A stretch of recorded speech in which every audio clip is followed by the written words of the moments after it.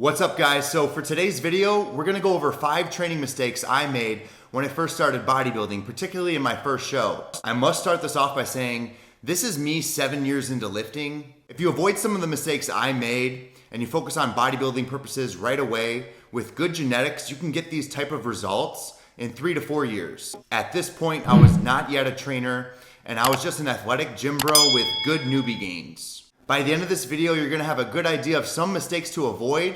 And also, I just stepped off stage. This is now my 6th year competing. So we're gonna do a little bit more reflection on the show and some of my plans going forward. Mistake number 1 is ego lifting. I was focused on just getting the weight up and down, not really focusing on optimal form or building a mind to muscle connection with my body.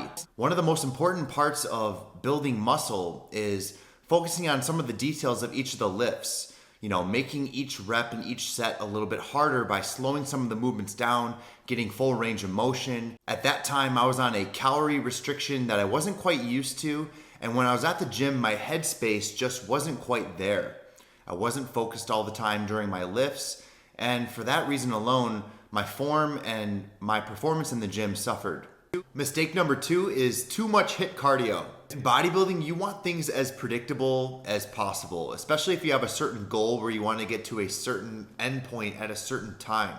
So by keeping the time and the calories burned and the intensity very similar for each of your cardio workouts, you're going to get more consistent, predictable results. Now, obviously the body is crazy and things will fluctuate from time to time, but you will minimize that by keeping those things very consistent.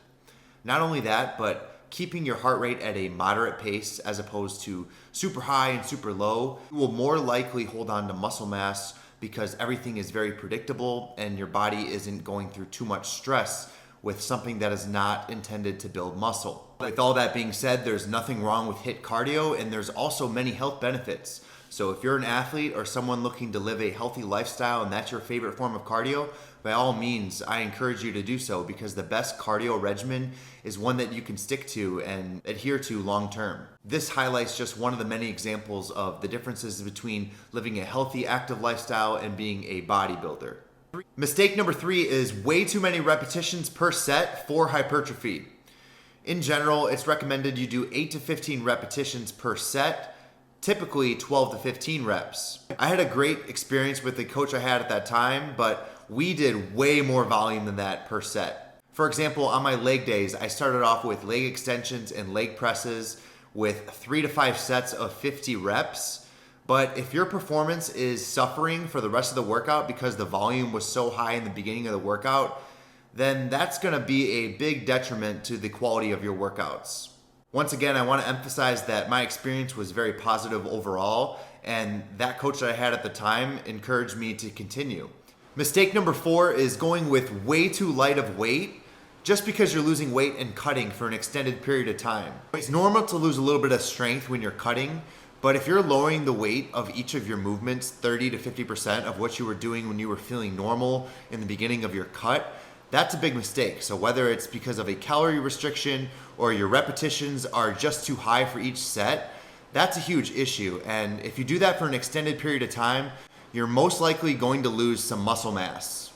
Mistake number 5 is constantly changing programs. In general, I wouldn't recommend someone switch a program until at least 12 weeks into an existing program, simply because you don't have enough time to focus on progressive overload. The goal should be to be more comfortable with each of the movements as the weeks progress and to increase the strength of the repetitions or weight and or both throughout the program. In my first show for peak week, I completely changed the program. And if a program is working just fine, there's no reason to switch it.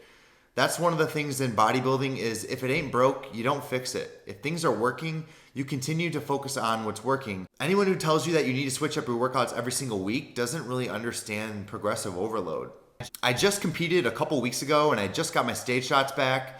And in comparing my stage shots from last year versus this year, I definitely see some progress and I'm really happy with some of the changes that I have been able to make. I can see in the pictures that my chest is fuller, my muscles are more dense, and overall it's just a better look. I have better conditioning, especially in my abdominal area, and you know, the outcome was really good. I ended up getting 2nd place in my class. I'm nationally qualified, but there are some areas that I need to improve on. And when you look at these clips of me right before I went on stage, you can see that my back pose is a little bit off.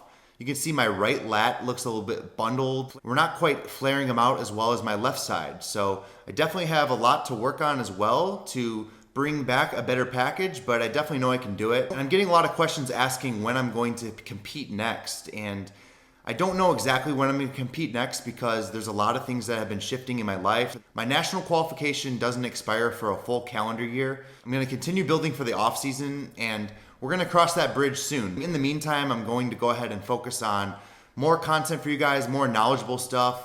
I'm also going to reopen up my coaching full time. There's going to be a website in the coming days, which is going to be all brand new. So I'm super excited for that.